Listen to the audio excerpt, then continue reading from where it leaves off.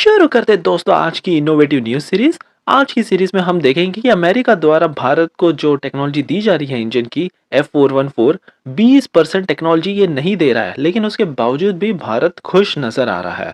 इसके अलावा अमेरिका की एक और दूसरी कंपनी $4 बिलियन के ड्रोन खरीदने के लिए अब यहाँ पर 30% कंपोनेंट्स भारत से ही प्रोक्योर करने का मूड बना चुकी है।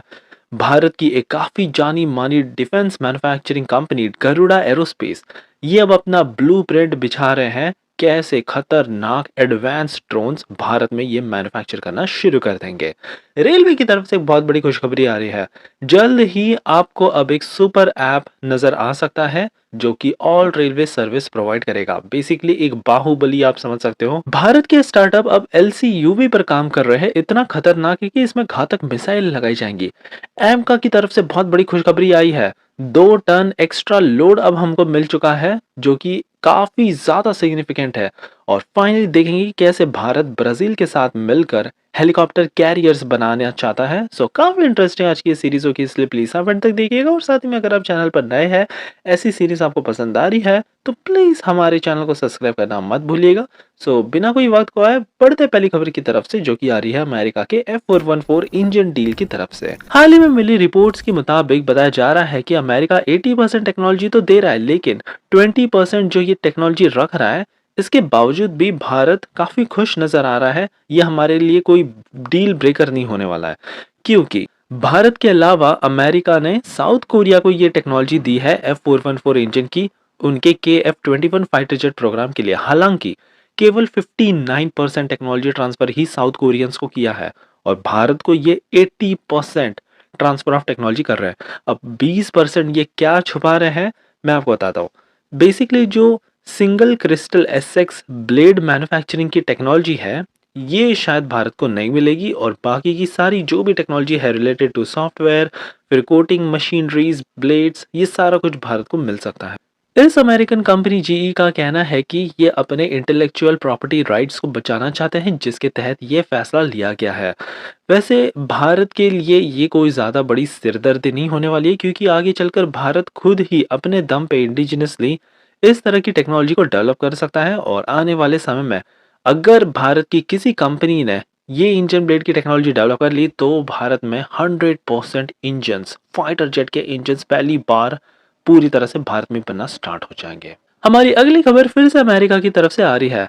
दरअसल Bharat American company general atomic से जो 31 $4 बिलियन के MQ-9B ड्रोन्स खरीदने जा रहा है, तो अब इसमें इंडिजिनाइजेशन का एक काफी अच्छा ट्विस्ट डाला गया है। दावा किया जा रहा है कंपनी द्वारा 30% कंपोनेंट्स इंडियन कंपनीज द्वारा मैन्युफैक्चर किए हुए ये अपने ड्रोन में लगाएंगे, जो ये भारत को बेचेंगे, जो कि काफी अच्छी बात है। मेक इन इंडिया इनिशिएटिव के तहत आखिरकार कुछ तो किया जा रहा है। Specially in high tech 31 drones हम खरीद रहे हैं, जिनमें से majority of drones Indian navy को दिए जाएंगे। ऑलमोस्ट हाफ 15 ड्रोन्स इनको सौंप दिए जाएंगे फॉर सर्विलियंस, रिकॉग्नाइजेंस कैपेबिलिटीज, और साथ ही में काफी चीन की छुपी हुई घातक सबमरीन्स को पकड़ने में भी। हमारी अगली खबर भारत की जानी मानी गरुड़ा एरोस्पेस कंपनी की तरफ से आ रही है, जो ड्रोन टेक्नोलॉजी में काफी महारत हासिल रखते हैं। इन्होंने हाल ही में एक मीटिंग की राजनाथ सिंह जी के साथ, जहां पर पूरा ब्लूप्रिंट इन्होंने शेयर किया कि कैसे ये भारत को 4 चांद लगा देंगे ड्रोन के मामले में। बेसिकली प्लान इनका ये है कि अभी एग्रीकल्चर और कंज्यूमर ड्रोन से थोड़ा फोकस शिफ्ट करके ये ज्यादा फोकस करेंगे towards defence sector with in next 2 years. 30,000 square foot का एक कॉम्प्लेक्स भी डाला जा रहा है डिफेंस ड्रोन फैसिलिटी के नाम से इन चेन्नई, जहां पर एडवांस डिजाइन से लेके in house manufacturing, testing capability सारा कुछ भारत में ही किया जाएगा। HAL और BML के साथ मिलकर ये क्रिटिकल इंडिजिनस ड्रोन सब systems including Motors, batteries, transmitter सारा कुछ भारत में ही डेवलप करना चाहता है, ताकि अमेरिकन कंपनी और स्पेशली चाइना पर से निर्भरता खत्म हो सके। कंपनी का आगे चलकर ये भी दावा है कि ये फ्रांस की कंपनी थेल्स, इजराइल की कंपनी एग्रोइंग और ग्रीस की कंपनी स्पिरिट एरोनॉटिक्स के साथ भी पार्टनरशिप करने के लिए तैयार है, ताकि टेक्नोलॉजी ट्रांसफर में तेजी आ जाए, लोकल मैन्युफैक्चरिंग बूस्ट हो, कॉस्ट कम हो, और साथ ही में तेजी से भारत में एम्प्लॉयमेंट अपॉर्चुनिटीज भी जनरेट हो। हमारी अगली खबर रेलवे की तरफ से आ रही है। दरअसल अब रेलवे काम कर रहा है एक सुपर ऐप बनाने के लिए। बेसिकली इस ऐप में ऑल रेलवे सर्विसेज प्रोवाइड की जाएगी, और ये मैं नहीं कह रहा, ये अश्विनी वैष्णव जी ने कहा है। रिपोर्ट्स की माने तो बताया जा रहा है कि टिकट बुक से लेके पीएनआर स्टेटस, ट्रैक ट्रेन्स, कई तमाम फीचर्स, बुकिंग्स, खाना सब कुछ एक ऐप से ही किया जा सकता है। आगे मंत्री जी ने ये भी बताया कि 5300 किलोमीटर्स के इंफ्रास्ट्रक्चर को इन्होंने ले किया है जस्ट इन 1 ईयर, जो कि बहुत ही ज़्यादा रिकॉर्ड ब्रेकिंग है। स्विट्ज़रलैंड का जितना भी रेल नेटवर्क है, 1 साल में हमने उतना भारत में ही बना डाला। 10 साल में सेफ्टी पर भी बहुत फोकस किया जा रहा है। Automatic train production system ATP हर एक कोच में फिट किया जा रहा है। 10,000 कोचेस में अभी तक ये फिट किया जा चुका है और अमृत भारत जैसी तमाम सारी ट्रेन्स भी जल्द ही रोल आउट की जाएंगी। सबसे बड़ी खुशखबरी की बात तो तब है जब वंदे भारत के एक्सपोर्ट की ऑर्डर अब आनी शुरू हो चुकी है।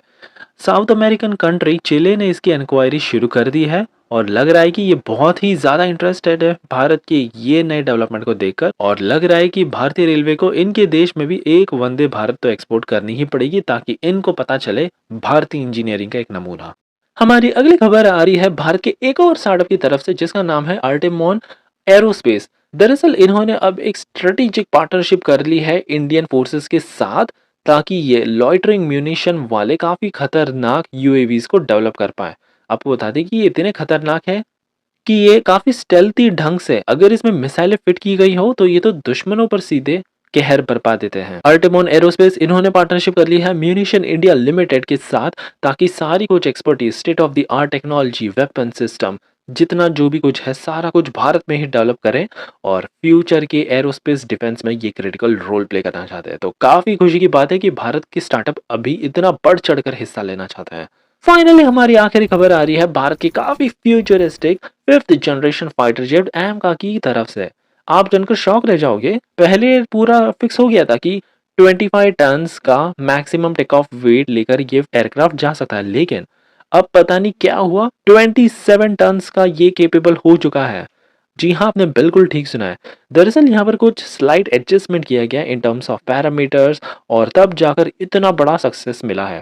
ऐसे कॉम्प्लेक्स प्रोजेक्ट में अगर थोड़ा सा भी हमको एडवांटेज मिल जाए एक्स्ट्रा लोड कैरिंग कैपेसिटी का, तो ये बहुत ही ज़्यादा सिग्निफिकेंट अचीवमेंट होती है और यहाँ पर तो सीधा 2 टन ये एडिशनल कैरी कर सकता है, चाहे वो फ्यूल लोड हो या फिर वेपन बे।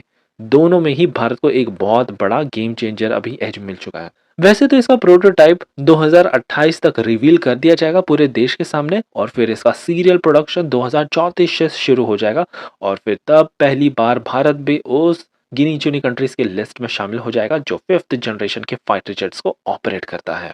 ये थी हमारी आज की काफी इंटरेस्टिंग, मजेदार, innovative startup news series. I hope कि आपको ये सीरीज पसंद आई हो और अगर हाँ तो प्लीज हमको लाइक करना मत भूलिएगा ऐसे ही कमाल की न्यूज सीरीज देखने के लिए।